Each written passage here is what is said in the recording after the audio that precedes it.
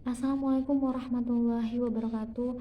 Pada pembahasan kali ini Ibu akan membahas mengenai materi kisah teladan Nabi Musa alaihissalam. Sebelumnya kalian telah mengetahui bagaimana kisah teladan dari Nabi Ayub alaihissalam. Kisah teladan dari Nabi Ayub dan Nabi Musa merupakan tujuan pembelajaran pendidikan agama Islam kelas 4 semester 1. Baik, Ibu harapkan kalian menyimak dengan baik penjelasan mengenai kisah teladan dari Nabi Musa alaihissalam ini. Nabi Musa alaihissalam dilahirkan di kota Mesir.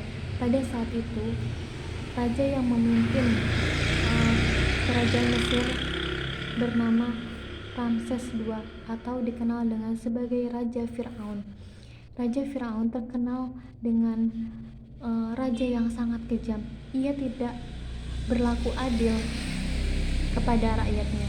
Selain itu juga, Fir'aun mengaku dirinya bahwa dirinya itu sebagai Tuhan yang harus disembah oleh rakyatnya. Fir'aun juga sangat percaya terhadap ramalan dari tukang sihir. Pada suatu malam, Fir'aun mendapatkan mimpi buruk secara berturut-turut sehingga Fir'aun mempunyai kejanggalan terhadap mimpinya itu. Akhirnya, Fir'aun mengumpulkan para peramal dan para tukang sihir ke istana kerajaannya untuk mengartikan mimpinya tersebut. Kemudian, tukang sihir itu berkata, "Kelak akan lahir seorang anak laki-laki dari Bani Israel yang akan menggulingkan Fir'aun dari singgasana kerajaannya."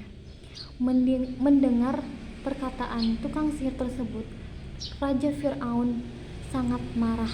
Lalu Raja Fir'aun memerintahkan bahwa jika ada bayi yang lahir di kota Mesir harus segera dibunuh. Ibu Nabi Musa alaihissalam bernama Yukabad. Pada saat itu ia melahirkan bayi laki-laki yang diberi nama Nabi Musa alaihissalam. Ia sangat khawatir anaknya akan dibunuh oleh Fir'aun tersebut. Kemudian Yukabad menghanyutkan bayi atau anak laki-lakinya ke dalam peti dan dihanyutkan di sungai Nil. Tidak disangka peti tersebut hanyut ke istana Raja Fir'aun. Istri Fir'aun mengetahuinya. Istri Fir'aun bernama Ratu Asiyah. Beliau mengetahui peti yang hanyut ke dalam sungai Nil tersebut dan menyuruh para dayanya untuk mengambil peti tersebut. Betapa kagetnya ketika Ratu Asiyah melihat peti tersebut yang berisi bayi mungil yang baru lahir. Ratu Asiyah kemudian jatuh hati kepada bayi tersebut dan memutuskan untuk mengangkatnya menjadi anak angkatnya. Melihat kejadian tersebut, Fir'aun marah. Akan tetapi, atas rujukan istrinya, Fir'aun meluluhkan hatinya dan setuju atas keputusan dari istrinya tersebut. Suatu ketika, Musa kecil menangis kehausan. Kemudian, Ratu Asiyah memerintahkan pengawalnya untuk mencarikan seseorang yang bisa menyusui Musa kecil tersebut.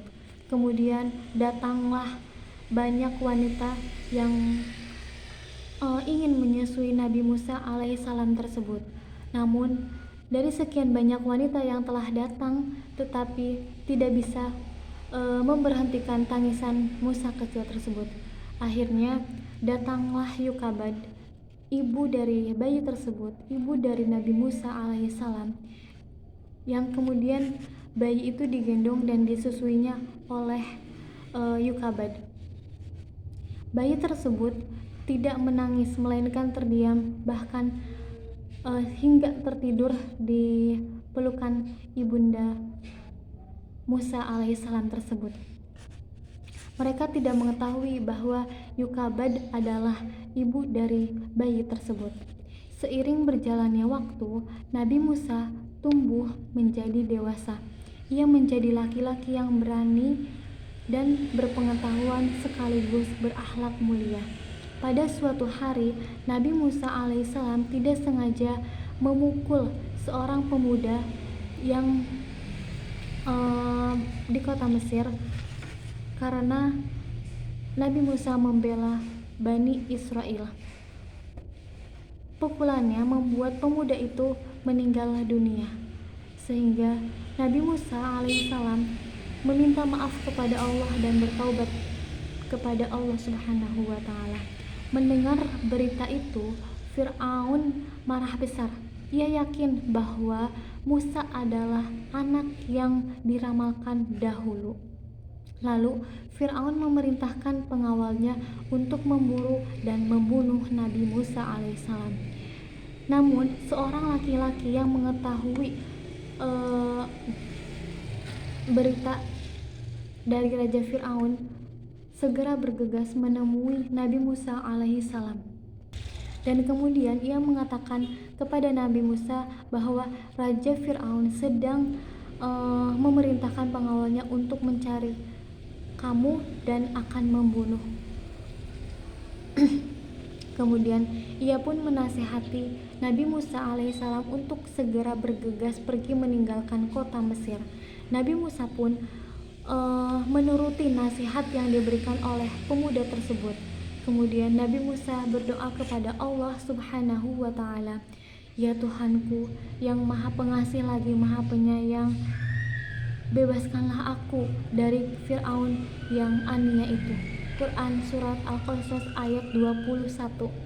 Sesampainya di negeri Madian, ia menjumpai sekumpulan orang yang sedang memberikan minum untuk binatang ternaknya. Di antara mereka terdapat 2 gadis yang sedang menambat binatang ternaknya. Nabi Musa alaihissalam menyapa kedua gadis tersebut. "Mengapa tidak ikut mengambil air di sana?" Kemudian 2 gadis tersebut menjawab, "Kami tidak dapat mengambil air tersebut kecuali sesudah orang-orang itu selesai mengambil air, karena kami tidak kuat berebut dan berdesak-desakan dengan orang banyak. Bapak kami sudah tua, karena itu kami menggantikan beliau untuk mengambil air dan memberi minum kepada binatang ternaknya." Seketika itu juga Nabi Musa alaihissalam menolong kedua gadis tersebut. Setelah menolong kedua gadis tersebut, Nabi Musa alaihissalam berteduh di bawah pohon. Kemudian Nabi Musa alaihissalam berdoa kepada Allah Subhanahu wa Ta'ala, "Ya Tuhanku, sesungguhnya aku membutuhkan kebaikan yang Engkau turunkan kepadaku." Quran Surat Al-Qasas ayat 24. Kemudian kedua gadis tersebut menghampiri Nabi Musa alaihissalam dan membawanya ke rumahnya. Setelah sampai ke rumah gadis tersebut, kedua gadis tersebut menceritakan kepada bapaknya bahwa ada seorang yang laki-laki yang berakhlak mulia yang membantunya mengambilkan air untuk binatang ternaknya. Ternyata ayah dari kedua gadis itu bernama Nabi Syu'aib alaihissalam. Disinilah perjumpaan Nabi Syu'aib alaihissalam dengan Nabi Musa alaihissalam. Setelah Nabi Musa alaihissalam bekerja kepada Nabi Syu'aib alaihissalam selama 8 tahun, akhirnya Nabi Syu'aib menikahkan salah satu putrinya dengan Nabi Musa alaihissalam. Kemudian Nabi Musa alaihissalam diangkat menjadi Nabi dan Rasul saat Nabi Musa alaihissalam melihat api dari sebatang pohon. Pada saat itu Allah Subhanahu wa Ta'ala memberikan 2 mukjizat, yaitu tongkat yang dapat dijadikan sebagai ular, dan yang kedua, Nabi Musa alaihissalam dapat memancarkan cahaya dari kedua tangannya tersebut yang jadi pelindungnya dari ketakutan yang dirasakan oleh Nabi Musa alaihissalam. Kedua mukjizat itulah yang dijadikan Nabi Musa alaihissalam melawan Fir'aun bersama tukang sihir. Setelah Nabi Musa alaihissalam diangkat menjadi rasul, beliau kembali ke Mesir. Nabi Musa kemudian beserta pengikutnya menuju Mesir dan menghadap Raja Fir'aun agar menghentikan kekejamannya terhadap rakyatnya. Nabi Musa ditemani oleh saudaranya yaitu Nabi Harun alaihi salam. Kedatangan Nabi Musa dan saudaranya tersebut membuat Fir'aun semakin marah karena Nabi Musa alaihissalam mengajak dirinya untuk bertaubat kepada Allah Subhanahu wa taala. Ia merasa direndahkan karena ia merasa dirinya adalah sebagai Tuhan dan tidak percaya kepada Allah Subhanahu wa taala. Nabi Musa alaihissalam menjelaskan kepada Raja Fir'aun bahwa Allah Subhanahu wa taala merupakan Tuhan yang sebenar-benarnya. Akan tetapi Fir'aun tidak mau mendengarkan apa yang dikatakan oleh Nabi Musa alaihissalam. Dan Fir'aun menyuruh Nabi Musa untuk melawan tukang sihir di istananya untuk membuktikan bahwa Nabi Musa alaihissalam berbohong. Nabi Musa alaihissalam pun menerima tantangan yang diberikan oleh Raja Fir'aun tersebut. Pertandingan tersebut diadakan di lapangan istana kerajaan Fir'aun. Nah, ketika hari pertandingan itu tiba, tukang sihir itu berkata, "Ya Musa, lemparkanlah tongkatmu, atau kami yang akan memulai terlebih